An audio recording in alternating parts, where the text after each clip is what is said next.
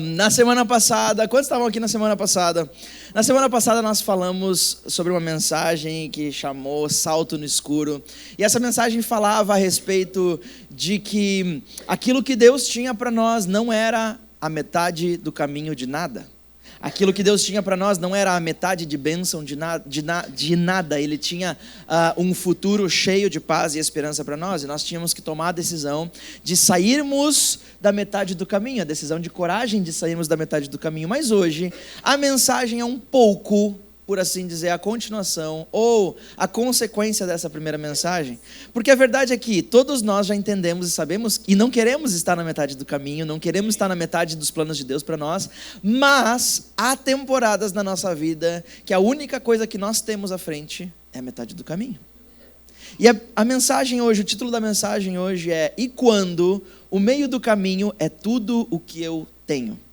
Sabe, teve um tempo, eu não lembro que mês que foi, mas eu e a Débora fizemos uma viagem longa, e por culpa da empresa aérea nós acabamos perdendo o voo de conexão, e tivemos que ficar para o outro dia, é muito ruim perder voo já, mas o pior aconteceu no outro dia, quando nós estávamos super cansados, querendo chegar em casa, e a empresa aérea fez uma bagunça agora com os lugares, os assentos que a gente tinha escolhido para sentar, obviamente juntos, obviamente de nossa preferência, e todo o avião estava completamente bagunçado, estava no modo random, estava aleatório. Eles pegaram, jogaram as pessoas lá para dentro, chacoalharam bem e cada um caía num negócio. Então a Débora estava num lugar, eu estava lá no fundo do avião e a gente todo mundo tentando se trocar para sentar próximo de seus familiares.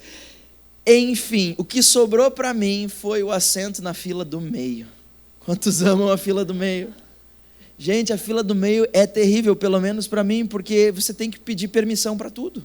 E você tem que contar com a boa vontade das pessoas. Você tem que pedir permissão durante a madrugada para ir no banheiro, porque com todo aquele espaço que tem para nós, você não consegue passar sem a pessoa te deixar.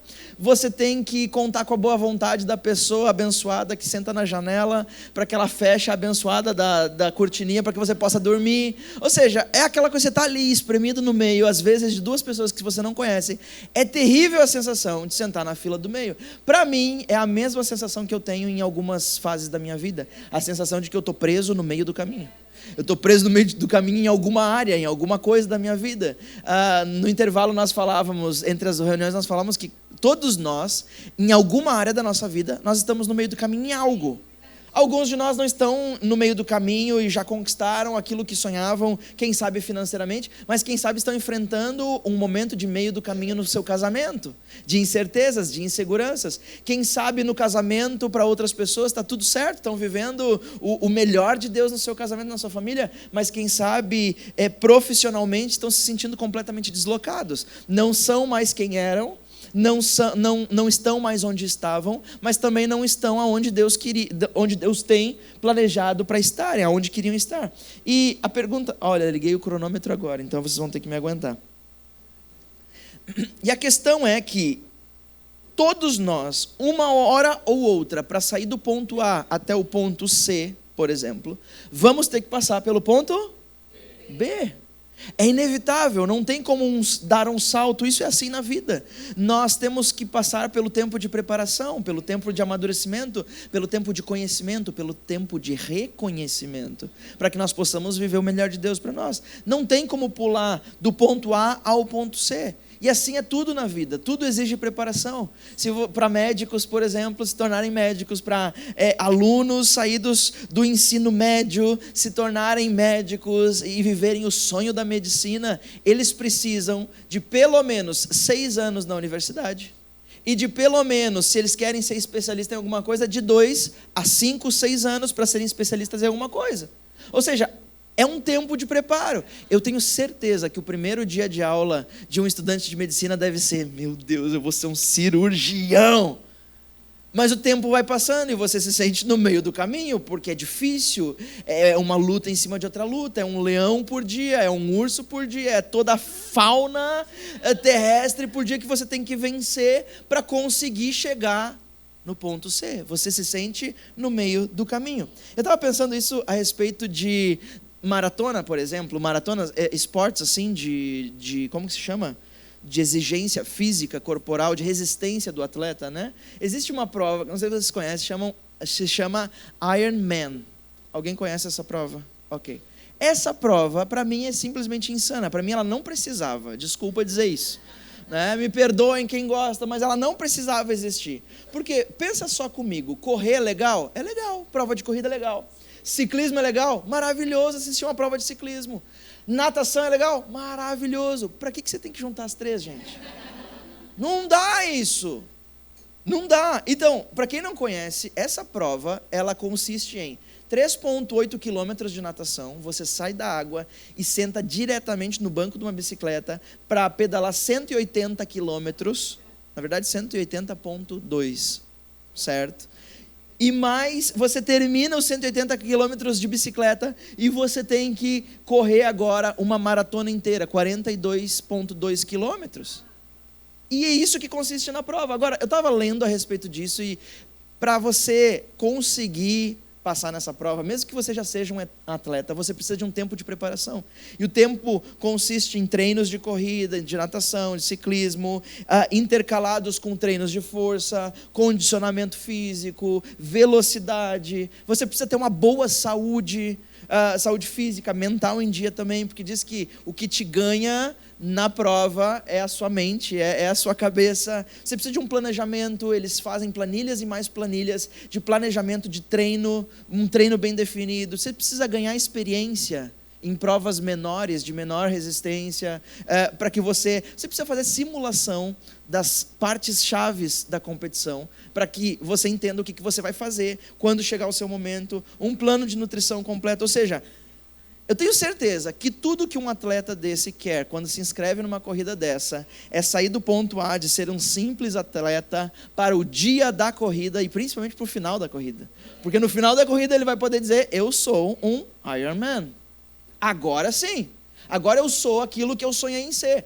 Eu tenho certeza que ninguém gosta do momento do meio, do tempo de preparação, do tempo em que você se sente no meio do caminho. Você quer direto de um ponto A, um atleta comum, para um ponto C, um super atleta, mas para isso é preciso o ponto B, preparação, experiência, planejamento, saúde. É assim na sua vida. Para quem quer casar, temos pessoas que querem casar aqui, ok? Para quem quer casar, boa gente, muito bem, é isso aí. Você precisa se preparar, você precisa de preparação financeira, você precisa de preparação mental para aguentar os maridos. E para os maridos aguentarem as esposas. E para os dois aguentarem os filhos. Para quem quer ter filhos, você precisa se preparar financeiramente, você precisa se preparar a sua casa, os espaços. Alguns têm carro de 2 lugares, precisam agora de um carro maior. Precisa de tudo na vida, precisa de preparação. Nós, infelizmente, não podemos sair do ponto A e ir para o ponto C. Isso me lembra muito a história de um jovem menino de apenas aproximadamente 15 anos de idade, que a Bíblia relata a história da sua vida. Na verdade, esse menino, ele era o irmão mais novo, ele era o caçula de 8 irmãos. Isso na cultura judaica era literalmente, não sobrava nada para ele, ele era o resto, ele não era tido como alguém importante na família, tanto é que esse menino, chamado Davi, ele foi colocado para cuidar do rebanho da família, das ovelhas, das cabras da família, porque esse era um trabalho que ninguém queria, você precisava passar meses longe da família, você dormia sem um teto sobre a sua cabeça, você dormia ao relento, o único cheiro que você conhecia era cheiro de bicho, era cheiro do mato, do campo, você não convivia com a família todos os dias. E Davi era esse menino, um menino de aproximadamente 15 anos de idade, que cuidava de ovelhas, o menor de todos, o menos quisto, por assim dizer, de todos. E um dia, Deus chama o profeta do povo, alguém que era a boca e a voz de Deus no povo de Israel, na nação, e diz, olha, Samuel era o nome do profeta, você precisa ir até a casa de Jessé. Jessé era o nome do pai de Davi. E lá eu já escolhi, eu já decidi que um dos filhos de Jessé vai ser o próximo rei da nação de Israel. Jessé então sai, não tão prontamente assim, porque Jessé estava um pouco com medo, porque a verdade é que naquele momento existia um rei chamado Saul, e esse rei estava desagradando a Deus, ele desobedecia a Deus, ele fazia as coisas à maneira dele, ele passava por cima das pessoas em benefício próprio, ele só queria poder, fama, lucro, recurso. E a verdade é que Deus disse para Samuel, eu não quero mais Saul, ele desagradou meu coração, já saiu do meu coração. Saul não é mais, ele não vai mais ser o rei de Israel. Então, obviamente, Samuel começa a dizer para Deus: Deus, e se o Saul descobrir que eu estou lá indo reconhecer publicamente o novo rei de Israel, ele vai mandar me matar. E mesmo assim ele vai com medo mesmo. E o texto que nós vamos ler agora é o texto de quando Samuel chega na casa de Jessé e começa agora a dizer: Jessé, Deus, eu quero ver os teus filhos, porque Deus escolheu um deles. E Jessé começa a mandar os filhos em ordem, do maior, do mais belo, do mais forte, do mais corajoso, daquele que já fazia parte do exército de Israel, para o menor. E vem o primeiro, e o primeiro é o mais forte, é o mais corajoso, é o filho mais velho, destemido, aquele a quem as apostas estavam a favor dele. E quando Samuel vai ungir esse menino, Deus diz: não é esse. Samuel, você está olhando a aparência, você está olhando o exterior, você está olhando o que está por fora, mas eu já escolhi alguém, porque eu olhei o interior dele, eu olhei o seu coração, eu olhei a sua intenção, eu olhei a sua mente, eu olhei o seu desejo, e não é esse. Então os filhos começam a passar um por um, e nenhum dos 7 era. E aí ele pergunta: ei, Jessé, acabou? Não, a verdade é que tem mais um, então manda chamar ele. E o texto diz que enquanto ele vem vindo, a gente vai preparar um sacrifício. Gente, demorava muitas horas para preparar um sacrifício. Não era ligar uma churrasqueira a carvão e tacar carne lá, não era assim. Demorava muito, Davi estava longe. E o texto que nós vamos ler em 1 Samuel, capítulo 16, versículo 12, diz o seguinte: aí Jessé, o pai de Davi, mandou buscar Davi. Era um belo rapaz, saudável e de olhos brilhantes. E o Senhor disse a Samuel: é esse mesmo, unja-o.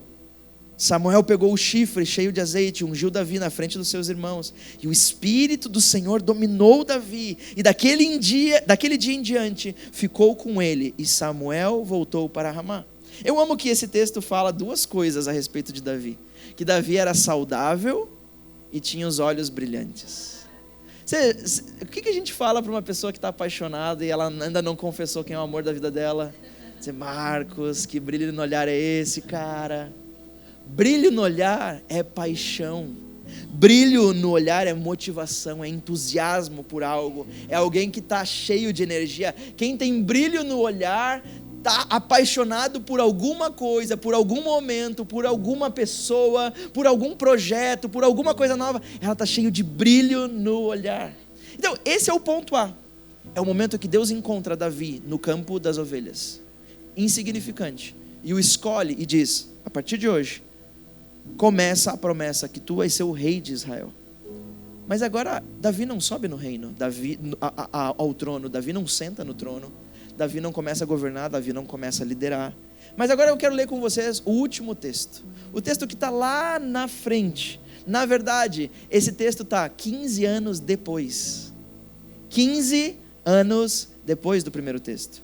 E é o texto agora onde o povo reconhece Davi como rei e o coloca no trono. E o texto diz o seguinte, 2 Samuel capítulo 5, versículo 1 a 3.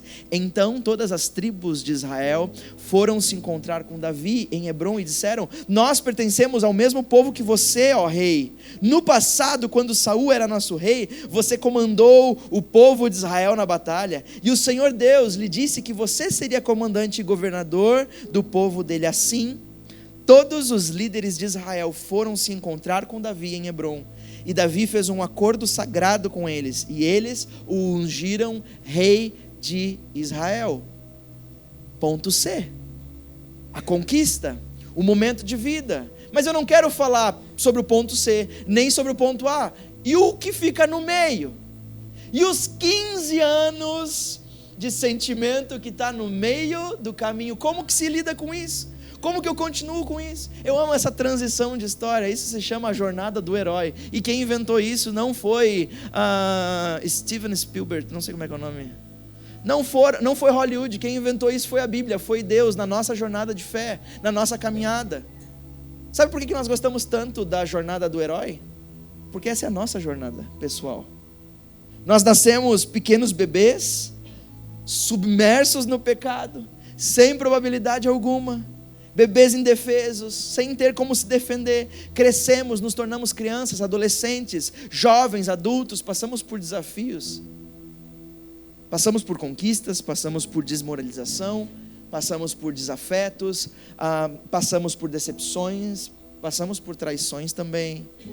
Mas no final do dia, a verdade é que todos nós estamos buscando por mais.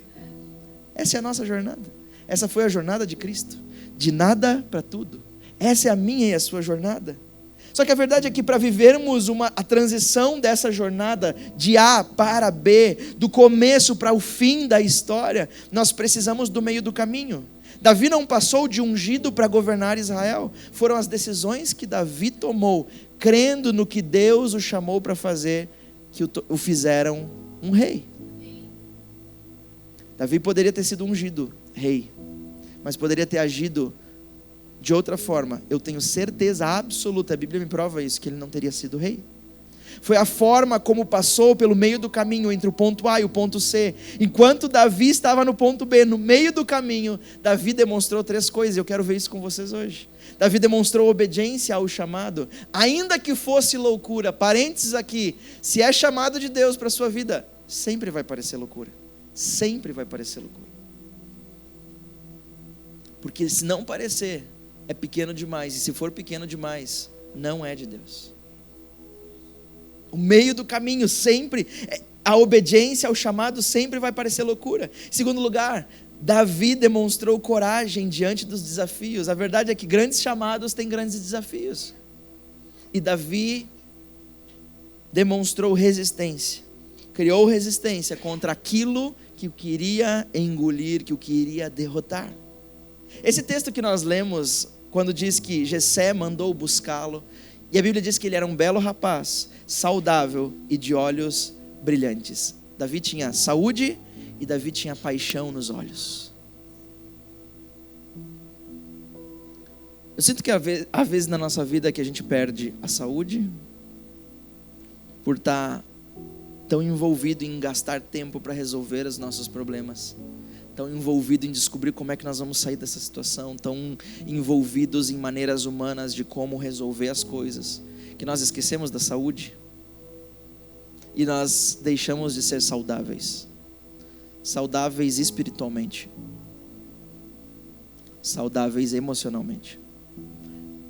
E quando nós deixamos de ser saudáveis espiritualmente, a consequência é que nós deixamos de ser saudáveis emocionalmente e deixamos de ser saudáveis fisicamente. Sabe, a Bíblia diz que eu e você, o nosso corpo, o seu corpo, é a habitação do Espírito Santo, é a morada dele, é o templo do Espírito Santo. Por isso deixa eu falar uma coisa, isso não sou eu que falo, é a Bíblia que diz, cuide do seu corpo também. Porque Davi tinha saúde espiritual, emocional e saúde física. Para mim, uma das frases que na verdade não é uma frase, é um momento de vida mais tristes que eu já ouvi. E eu acho que isso tem a ver porque fala comigo diretamente, como o chamado pastoral que eu recebi foi de um jovem pastor de 30 e poucos anos, que morreu com 30 e poucos anos. E uma das últimas frases no leito de morte foi: Deus me deu um chamado, Deus me deu uma mensagem e Deus me deu um cavalo para levar a mensagem. Eu matei um cavalo e não consegui levar a mensagem. Ele estava falando do seu próprio corpo. Eu destruí com aquilo que era a ferramenta para levar a mensagem e não consegui cumprir com aquilo que Deus me deu para fazer. Eu não quero que isso seja uma verdade um dia na minha vida. Eu não quero destruir com o cavalo. Eu quero poder levar o evangelho o máximo, aquilo que Deus planejou para fazer. Mas às vezes a gente também perde o brilho no olhar. A gente permite que as situações nos tirem aquela paixão, aquela fome, aquela alegria que nós já tivemos um dia por alguma coisa. Nós permitimos que as dificuldades, os desafios, sejam quais forem, tirem o brilho no nosso olhar que nós já tivemos por fazer o que Deus nos mandou fazer. Saúde física, saúde emocional e brilho nos olhos. Mas a verdade é que todos nós estamos, de um jeito ou de outro, vivendo algum momento da trajetória de Davi. Quem sabe alguns de nós estamos no momento de sermos achados por Deus, enquanto estávamos escondidos no campo, no meio de ovelhas. E esse é o momento que você está sendo achado por Deus e tudo é novo para você, tudo é maravilhoso, porque Deus te achou no lugar mais improvável e te viu lá, e te escolheu lá, e te chamou lá, e te entregou o propósito lá. Mas quem sabe outros de nós estamos num momento de sermos filhos de Deus, conhecermos a Deus, sabemos quem Ele é, caminharmos com Ele, para sermos, na verdade, preparados para assumir grandes responsabilidades.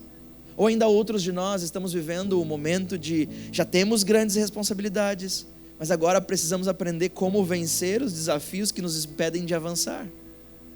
Todos nós temos uma jornada um pouco parecida com Davi. Sabe, Davi não foi de o menino das ovelhas para o rei de Israel. Também não foi apenas a unção que tornou Davi o rei de Israel. Davi levou 15 anos para chegar lá. O meio do caminho, isso nos mostra que o meio do caminho provavelmente vai ser a maior porção da vida que nós vamos viver. Davi chegou ao trono com 30 anos e governou por 40 anos. Mas o tempo de preparação foram 15 anos, pelo menos.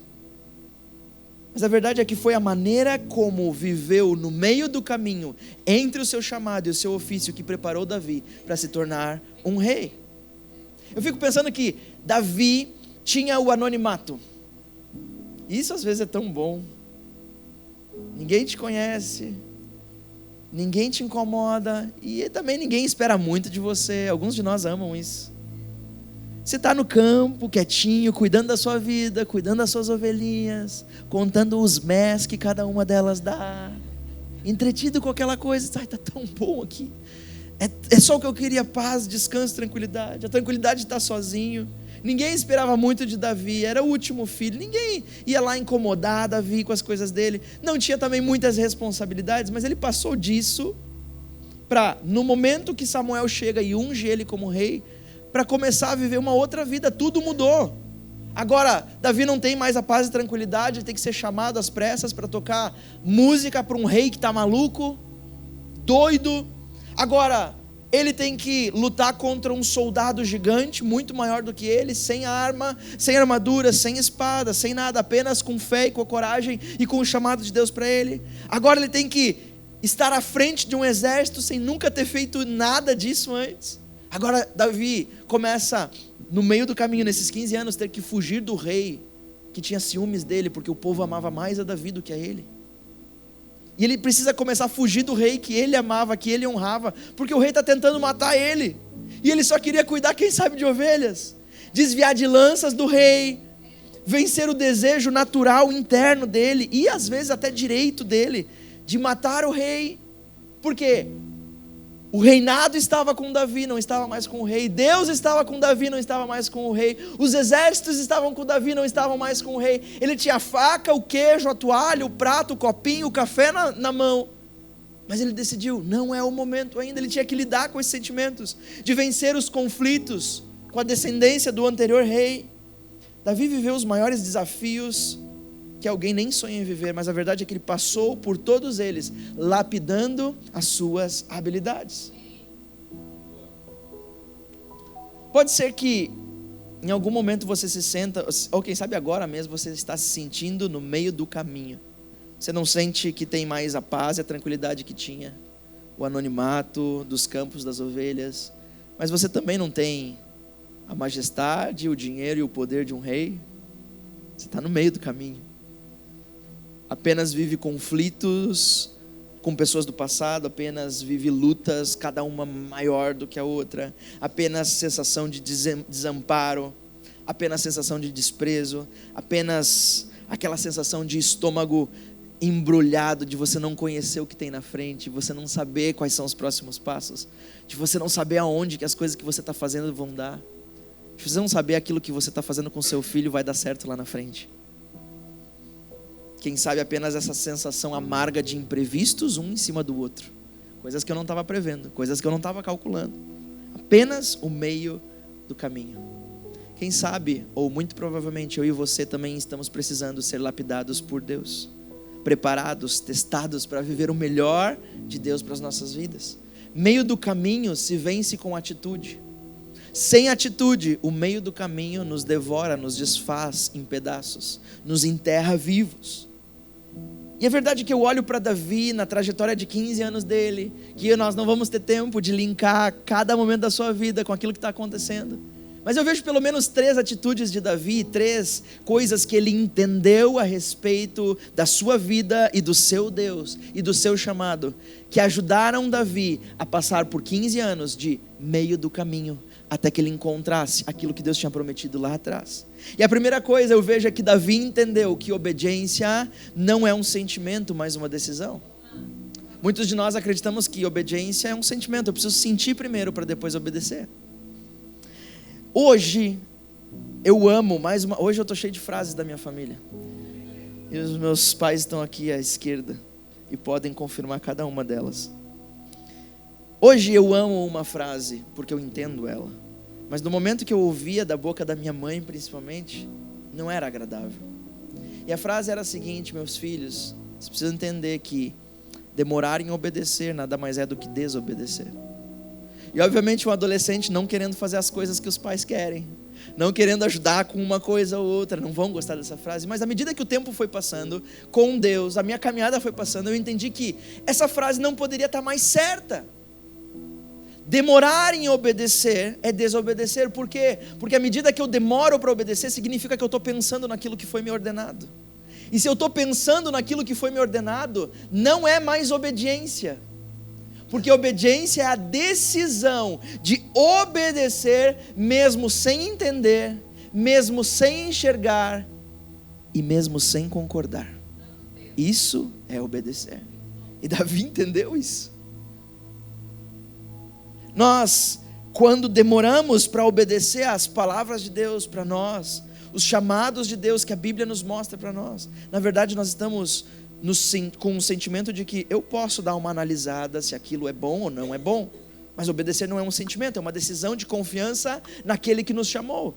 Davi não precisou sentir alguma coisa quando foi escolhido para ser rei, ele apenas obedeceu à vontade de Deus, mesmo sabendo que não tinha nada o que era necessário para se tornar um rei.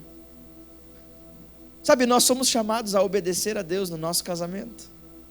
No que diz respeito a sermos fiéis à nossa esposa, fiéis aos nossos maridos, independente das tentações, independente das propostas, independente das possibilidades, independente dos pensamentos, independente de fases difíceis, independente de doença, independente de crise, independente de filhos, independente de velhice. Nós somos chamados a sermos fiéis. Eu não tenho que pensar sobre isso, eu tenho que obedecer isso. É da mesma maneira no trabalho, no nosso trabalho. E isso que eu vou falar agora, quem sabe vai doer em muitos aqui, principalmente se você trabalha para um chefe. Mas a palavra de Deus fala a respeito disso também com relação à obediência. Quando o apóstolo Paulo escreve aos Colossenses em capítulo 3, versículo 22, quando ele diz: funcionários, em tudo obedeçam aqueles que são os seus chefes aqui na terra. Não obedeçam só quando eles estiverem vendo vocês, procurando com isso conseguir a aprovação deles, mas obedeçam com sinceridade, por causa do temor que vocês têm no Senhor. O que vocês fizerem, façam de todo o coração, não uma parte, não uma intenção, com todo o coração, como se estivessem servindo ao Senhor e não às pessoas. O que o apóstolo Paulo está dizendo aqui? Não façam apenas quando o chefe está vendo, porque vocês não estão fazendo para o chefe, vocês estão fazendo para o Senhor. Vocês são seguidores dele, vocês são filhos dele, vocês não trabalham para um chefe terreno, vocês trabalham para um chefe que é dono do universo. E esse chefe, ele não tira folga, esse chefe não fecha os olhos, esse chefe não dorme de dia nem de noite, ele sempre está vendo. Deixa eu falar umas coisas mais duras aqui, vocês aguentam? Aguentam sim. Não fiquem empregados, eu poderia dizer, o apóstolo Paulo dizendo, no banheiro, durante o horário de serviço, mais tempo do que aquilo que você precisa, matando tempo de trabalho, porque você está sendo pago para isso. Não use o celular se isso está atrapalhando e te tirando o teu tempo de trabalho. Não trabalhe pelo salário que você recebe no fim do mês, mas pelo propósito de agradar a Deus em tudo que você fizer. Quem sabe esse não é o trabalho dos seus sonhos agora. Quem sabe não é o que você sonhou, você não queria estar ali, mas é o que tinha, é o que deu, é o que o momento permitiu. Mas se esse é o teu meio do caminho, nesse momento, nessa fase de vida, a sua obediência a Deus vai te colocar, nesse momento, vai te colocar no futuro que Deus tem para você. Mas é a nossa atitude aqui. O empresário bem-sucedido não sai de ser um péssimo funcionário para ser alguém que ganha bem e tem sucesso. O empresário bem-sucedido, ele passa pelo meio do caminho com excelência. Ele é o mais excelente na empresa, ele faz o seu melhor, ele caminha sempre uma milha extra, ele veste a camiseta onde está, ele decide honrar o voto de confiança que seu chefe deu para ele. Esse é o empregado que se torna um empresário bem-sucedido. É regra. Em segundo lugar, eu vejo que além da obediência, de entender que a obediência não é um sentimento, mas uma decisão, Davi entendia que a coragem eu tenho. Coragem não é algo que eu não tenho. Coragem é algo que eu tenho. Vocês lembram que no texto nós vimos que diz que quando Davi foi ungido por Samuel, o Espírito do Senhor dominou Davi. E desde daquele dia em diante, o Espírito do Senhor não abandonou Davi. Em outra parte das Escrituras você vai ver que Deus nos dizendo que nos encheu com um espírito, não de medo ou de covardia, mas um espírito de poder, de equilíbrio e de amor. Davi entendeu isso, entendeu que ele não precisava buscar coragem, ele não precisava pedir coragem, ele precisava decidir se expor a situações de desafio para usar a coragem que Deus deu para ele. Grandes chamados têm grandes desafios. É por isso que nós precisamos aprender a escolher bem as nossas orações. Porque se o que você está pedindo para Deus são grandes chamados, o que Deus vai te mandar são grandes desafios. Esqueça, não tem outra forma. Deus me dá, me dá uma empresa própria, com 100 funcionários. Ok, Deus vai te dar desafios no meio do caminho, proporcionais a tamanho de empresa. Porque você precisa estar pronto para aquilo que você está pedindo. Não espere baixos desafios para grandes resultados. Não é assim que funciona. Porque baixos desafios vão te preparar para baixos resultados. Então nós precisamos entender o que nós estamos orando para Deus. É por isso que acontece com todos nós, acontece comigo. Que você está orando por mudanças, você está orando por uma vida nova, você está orando por novas oportunidades de Deus. E de repente a vida começa a desmoronar totalmente. Começa a se desfazer em pedaços, tudo ao seu redor começa a cair, desmoronar, os seus relacionamentos começam a desmoronar, o seu trabalho começa a dar algum problema, o seu dinheiro magicamente desaparece da sua conta, e aí você olha para o céu e pergunta: Deus, por que isso? Eu te pedi uma vida nova, eu te pedi oportunidades, por que está acontecendo isso comigo agora? E Deus, quem sabe, olha para você e diz: amigão, você me pediu uma vida nova, você me pediu por oportunidades. O ambiente que você está vivendo agora não serve para as oportunidades que você está me pedindo. A gente vai precisar destruir tudo isso aqui, colocar tudo abaixo, para construir outra base, outro alicerce, para então construir aquilo que você está me pedindo. Mas nós precisamos entender que esse é o processo de Deus. E se nós conseguirmos, no meio do caminho, no meio do desafio, termos a coragem para nos manter firmes nisso, termos a coragem para manter a paz no nosso coração, mesmo no meio do caos, se nós conseguirmos a coragem necessária para manter o foco e a confiança e a fé no Deus que nos chamou, aí sim nós estaremos prontos para a nova vida que nós estamos pedindo para Deus. É dessa forma. Sabe, eu tenho certeza que nos momentos a sós, Davi devia pensar e conversar com Deus. Eu fico imaginando essa cena. Davi sentado, quem sabe, nas pedras, na beira de um rio, de um lago, alguma coisa assim. Quem sabe conversando com Deus: puxa vida, Deus. E eu que pensava que o urso e o leão que eu tinha que matar para proteger as ovelhas do meu pai é que era desafio. E eu que pensava que aquele gigante era desafiador. Olha onde eu estou aqui agora, Deus. Nunca imaginei viver desafios. Comecei assim como nós pensamos. Você olha para o passado e diz: puxa, Deus. E eu que pensava que ano passado foi desafiador. Eu não sabia o que estava por vir. Eu não sabia qual eram os teus planos adiante para mim. Deixa eu te falar uma coisa: se você está pedindo uma vida nova, novas oportunidades, Deus não vai aliviar nos desafios, Ele vai aumentá-los. Porque grandes sonhos pedem grandes desafios, grandes propósitos pedem grandes desafios. Os nossos desafios sempre serão proporcionais ao tamanho do nosso futuro. Será que você está pronto agora, depois de ouvir isso, para fazer uma oração para Deus e dizer: Deus, me dá mais desafios? Alguém? Deus, está pouco, está pequeno, está difícil pra caramba, não sei se eu passo dessa semana, mas me dá mais desafios, porque quanto maior forem os desafios, maior é o meu futuro, maior o meu futuro em Ti, maior as minhas conquistas em Ti, maior aquilo que eu vou fazer para Ti. Será que nós estamos prontos para dizer isso? Deus, aumenta as tormentas, chacoalha mais o barco, manda mais vento. Deus, pode mandar, estou pronto para isso. Você quer dizer isso hoje para Deus? Tem certeza disso? Amanhã. Grandes desafios, grande futuro. Os nossos desafios são proporcionais ao nosso futuro. Então, se você está vivendo grandes desafios, saiba que o seu futuro também vai ser grande. E quem sabe em alguma área da sua vida você já está vivendo um grande futuro. Quem sabe no seu relacionamento de marido e mulher você já está vivendo um momento maravilhoso. E você pode olhar para trás agora, nesse momento, e lembrar quão desafiador, quem sabe, foi nessa área para você. Quem sabe você está vivendo um grande momento com Deus na sua empresa. E você diz, puxa vida, cara, eu estou vivendo no meu sonho. Isso não é um sonho, eu estou vivendo dentro do meu sonho. E se você olhar para trás, quem sabe você vai dizer, puxa vida, foi muito difícil chegar até aqui. Sabe quando nós fazemos isso? Quando as pessoas olham para nós e dizem, que sorte que tu tem. E aí você fecha os dentes, sorte? Porque você não viveu o que eu vivi, você não passou o que eu passei, você não chorou tanto os litros que eu chorei. É assim que funciona.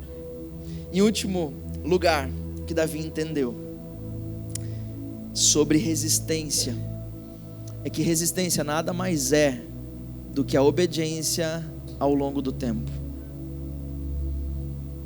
Termos e criarmos resistência nada mais é do que obedecer a Deus através do tempo. Eu quero aprender a criar resistência contra aquilo que me faz parar, porque eu sei as coisas que me fazem parar. Eu sei os pensamentos que vêm aqui, que me fazem travar e dizer, não vou andar. Eu sei as situações que me acontecem, as coisas que as pessoas me falam, que eu sei que me travam. Na minha fé, na minha vida de fé, na minha vida emocional, na minha vida. Eu sei o que é. Mas a verdade é que nós precisamos aprender a criar resistência contra essas coisas que querem nos derrubar. Mas infelizmente, como seres humanos, o que nós fazemos às vezes é criar resistência contra tudo aquilo que quer nos ensinar, tudo aquilo que quer nos endireitar, tudo aquilo que quer nos corrigir, porque é difícil ouvir correção. Nós criamos resistência contra essas coisas e criamos vulnerabilidade contra as coisas que querem nos derrubar. Abrimos espaço para as coisas que querem nos colocar abaixo, mas criamos resistência, casca grossa com aquilo que está querendo nos ensinar, com os processos dolorosos que Deus traz para a nossa vida, para nos ensinar uma nova etapa, uma nova jornada, um novo desafio. Mas Davi entendeu muito bem o coração dele, e ele entendeu que resistir a essas coisas que o queriam derrubar era nada mais do que obedecer a Deus através do tempo. Criar uma casca grossa para essas coisas que nos destroem, para pensamentos que invadem a nossa mente, que falam contra nós mesmos, que falam contra Deus, para mágoas e ofensas antigas. Criar uma casca grossa contra mimimi, contra fofoca que nos desvirtua, nos tira do foco daquilo que nós estamos fazendo. Criar uma casca grossa contra a nossa baixa autoestima. Criar uma casca grossa quanto à falta de integridade dos lugares que nós frequentamos ou somos obrigados a frequentar. Empresários, como empresários, nós precisamos obedecer a Deus durante o tempo e sermos íntegros e éticos na forma de tratar as pessoas, íntegros e éticos ao pagar os nossos impostos, ainda que doa, ainda que você não queria, ainda que não retorna para você o que você acha que deveria retornar. Nós precisamos ser íntegros e obedecer a Deus em tudo, ser corretos com os funcionários, não colocar o dinheiro acima do bem-estar das pessoas, entender que não há atalhos, há trabalho. Jovens adultos, solteiros, obedecer a Deus quando Ele nos ensina a investir o melhor dos nossos dias para servir a Ele, intencionalmente escolher abençoar as pessoas ao nosso redor. É dessa maneira que nós criamos casca grossa contra as coisas que querem nos derrubar. sendo o melhor amigo que nós queremos ter, sendo a companhia que nós queremos ter, porque nós estamos cheios, o mundo está cheio, e a região onde nós vivemos está cheio de pessoas que querem os melhores amigos, as melhores companhias, mas de jeito nenhum, se você colocasse ele mesmo na própria balança de dizer, e se fosse uma pessoa assim, assim, assim, você queria ser amigo? Não, de jeito nenhum. Você queria a companhia dessa? De jeito nenhum. Pois é, esse é você. Ser o tipo de companhia que nós gostaríamos de estar. Se recusar a falar mal das pessoas. Se recusar a ouvir falar mal dos nossos amigos, da nosso familiar, dos nossos líderes. Se recusar a deixar de compartilhar o que Deus tem feito nas nossas vidas. Pais e mães aqui. Criar casca grossa, investir tempo nos nossos filhos, para que os nossos filhos tenham uma referência de alguém que ama a Deus. Ah, mas dá trabalho, dá muito trabalho. Dá muito trabalho. Will, você é pastor, você está dizendo isso, dá muito trabalho. O dia que você está cansado, a única coisa que você quer é dormir, é dizer, não, mas eu preciso cumprir a regra que eu coloquei. Ninguém dorme nessa casa sem ler a Bíblia e sem orar. Fui eu que estipulei. Esse é o exemplo que eu estou dando para os meus filhos. Dá trabalho, tem que pagar preço. Ser o exemplo de vida que nós queremos que os nossos filhos sejam. Ensinar a palavra de Deus através deles. Continuar sendo alguém todos os dias, todos os meses, todos os anos, que eles possam sentir orgulho como pessoas. Homens e mulheres íntegros e éticos. Foi isso que Davi fez. Davi teve a oportunidade toda de acabar com a raça de Saul. Nesses 15 anos, nesse meio do caminho. Ele tinha tudo ao seu favor. Mas Davi não fez isso. O rei era rejeitado pelas pessoas, era rejeitado pelo exército, era rejeitado por Deus. Davi era amado por Deus, amado pelo povo, amado pelos exércitos. Quando chegou a hora dele poder pôr fim no meio do caminho dele dizer, porque se Saul morresse, imediatamente Davi seria rei. Mas Davi não fez isso, porque ele disse, de jeito nenhum, eu vou tocar em alguém que um dia Deus ungiu. Quem tem que tirar é Deus, eu não vou botar minha mão nesse negócio. A hora que for para ser, será. Mas Davi, você está no meio do caminho, você está a uma espada de distância do teu sonho. Davi, você está a uma mão de distância de se tornar rei. Não, mas isso não é para mim, isso é para Deus. Quando Davi teve que tomar a decisão, ele decidiu, eu vou obedecer o Deus que me chamou, porque ainda que passe 15, 20, 30 anos, a sua promessa não falhará, porque resistência é obediência através do tempo. Meio do caminho é bastante desafiador. Eu sei disso, você sabe disso. Ninguém precisava vir aqui para dizer para você o quão desafiador é se sentir no meio do caminho. Você já sabia disso.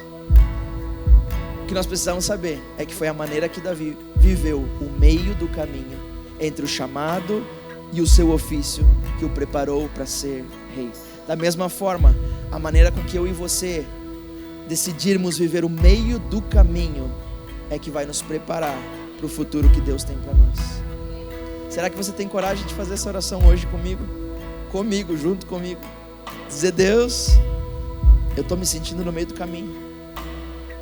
Deus, eu preciso da tua ajuda no meio do caminho, agora, hoje. Deus, eu quero decidir ser obediente, decidir a obediência e não sentir a obediência. Deus, hoje eu decido ter coragem. Deus, hoje eu decido ter resistência, criar casca grossa contra aquilo que quer me derrubar. Será que você quer fazer essa oração comigo hoje? Amém? Será que você pode ficar em pé? Senhor Jesus, nessa manhã, Pai, todos nós estamos em alguma área da nossa vida nos sentindo no meio do caminho. Quem sabe, Senhor Jesus, seja nos nossos sentimentos, quem sabe seja nos nossos pensamentos, quem sabe seja, Senhor, uma situação que nós não estamos conseguindo vencer, não estamos conseguindo avançar, não estamos conseguindo lidar bem, quem sabe seja uma doença, Pai. Em alguma área todos nós estamos nos sentindo no meio do caminho. Mas, Senhor Jesus, nessa manhã nós queremos decidir por viver o meio do caminho, o tempo que o Senhor preparou para nós, com os desafios que o Senhor preparou para nós, mas permanecer sendo obedientes, sendo corajosos, Paizinho amado, e criando resistência contra tudo aquilo que quer nos derrubar, tudo aquilo que quer acabar conosco. Paizinho amado, olha para os nossos corações nessa manhã. Olha, Senhor, para as nossas decisões do passado e nos ajuda a tomar as decisões certas para o futuro. Pai, nós queremos sim sair do ponto A e viver o ponto C. Queremos viver o melhor da tua parte para nós, o teu futuro para nós. Mas, Senhor, nós não iremos desviar do meio do caminho apenas porque ele é difícil, apenas porque ele é custoso, apenas porque ele é demorado, apenas porque ele é desafiador. Senhor, nós vamos viver tudo que o Senhor tem para nós. Sejam desafios, sejam promessas, sejam lutas ou sejam vitórias, sejam fracassos, Senhor Jesus, ou vitórias. Pai, nós vamos viver absolutamente tudo que o Senhor tem para nós, porque nós entendemos hoje, Senhor, que grandes desafios nos levam a um grande futuro contigo. Pai, em nome de Jesus, recebe nessa manhã o nosso compromisso de sermos fiéis e obedientes a Ti, o nosso compromisso de sermos corajosos em cada chamado Teu, em cada momento que o Senhor nos chamar, e de sermos, Senhor Jesus, resistentes aos ataques de tudo que quer nos derrubar. Pai, em nome de Jesus nós Te pedimos isso, nos ajuda nessa manhã, e todos nós dizemos amém, amém, amém. Antes de nós terminarmos, eu quero fazer mais uma oração, e essa oração é por aquelas pessoas que, quem sabe, precisam dizer para Jesus hoje, seja pela primeira vez, ou seja mais de uma vez, você já conheceu Jesus, e os desafios, as dificuldades te afastaram dele. Os desafios que você teve pela frente te tiraram do caminho correto, e você sente que a sua vida está afastada de Cristo, você sente a sua vida afastada de Deus, você sente como um abismo entre você e tudo isso que nós falamos agora, que é o futuro de Deus. E é um momento de você decidir por Jesus. A Bíblia nos ensina na carta aos Romanos que se nós crermos que Deus Pai ressuscitou Jesus do meio dos mortos, e nós confessarmos que Jesus, Ele é o nosso Senhor, o nosso dono, nós seremos salvos. Will, é tão fácil assim obter a salvação? Não é fácil. O difícil já foi feito, que foi alcançar salvação até nós. Isso Jesus já fez por mim e por você. Você não precisa mais fazer esse sacrifício. Você precisa tomar uma decisão de entregar a sua vida para Jesus. Esse futuro que eu falei aqui hoje, ele só está disponível para pessoas que decidem que Jesus é o seu Senhor. Porque senão, não faz nem sentido. Não faz sentido acreditarmos num Deus que tem o futuro para nós, tem o melhor para nós, mas nós não precisamos andar com Ele, nós não precisamos decidir por Ele.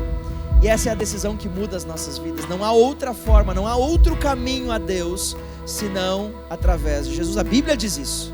Não há outra religião, deixa eu falar isso, não há outra religião a Deus a não ser Jesus.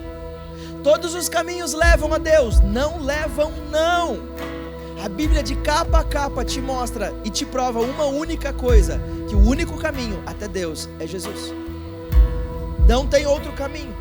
Você sabe que qualquer outra religião cobra algum preço, não necessariamente financeiro, mas você precisa fazer alguma coisa para você conseguir se salvar, porque na verdade em outras religiões é você que salva você mesmo, você se salva, mas no único e verdadeiro caminho não tem nada que você possa fazer por você mesmo. Você precisa de um resgatador, um libertador, que te puxe com a sua mão poderosa do fundo do poço, aonde até agora a gente não consegue sair sozinho. E para isso, o único caminho é declarar: Jesus, eu creio em Ti, que Tu és o Filho de Deus, Tu és o Senhor da minha vida, e a partir de hoje a minha vida é Tua, a minha vida é para Te servir. Por isso, em alguns instantes todos nós vamos estar com os olhos fechados, apenas para que cada um de nós tenhamos um pouquinho de individualidade nesse auditório. Eu vou fazer essa pergunta para vocês, se essa for a sua resposta de fé em Deus, enquanto todos nós, inclusive aqui em cima, estivermos com os olhos fechados, apenas eu vou ficar de olhos abertos, porque eu quero saber por quem eu vou orar. Quando eu fizer essa pergunta, e se essa for a tua decisão de fazer a tua paz com Deus, de renovar os teus votos com Deus, ou quem sabe entregar a sua vida para Jesus pela primeira vez, eu gostaria que você fizesse um aceno de mão.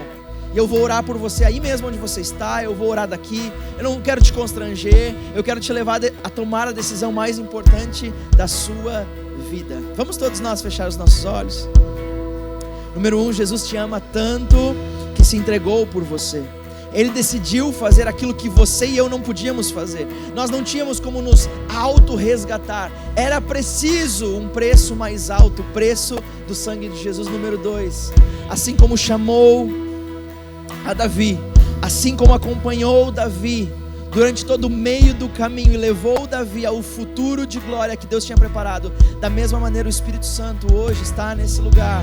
Ele está batendo a porta do teu coração dizendo: ei, essa é a hora de você voltar para casa, filho. Essa é a hora de você abraçar o Pai novamente. Não tem mais por que viver longe, afastado dos braços do Pai. E número 3, se a decisão da sua vida hoje é entregar a sua vida para Jesus ou fazer a sua paz com Deus, coloca bem alto uma das tuas mãos. Eu quero ver por quem eu vou orar. Amém, eu estou vendo. Amém, eu estou te vendo. Amém.